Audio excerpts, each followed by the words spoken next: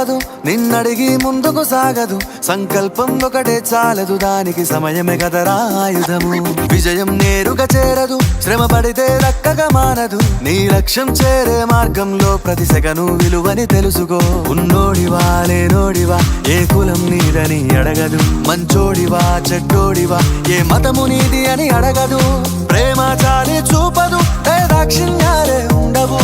ప్రేమ చాలి చూపదు, దాక్షిణ్యాలే ఉండవు. దానికి విలువను ఇస్తే గెలుస్తావు, అది మరిచితే అక్కడే ఆగుతావు.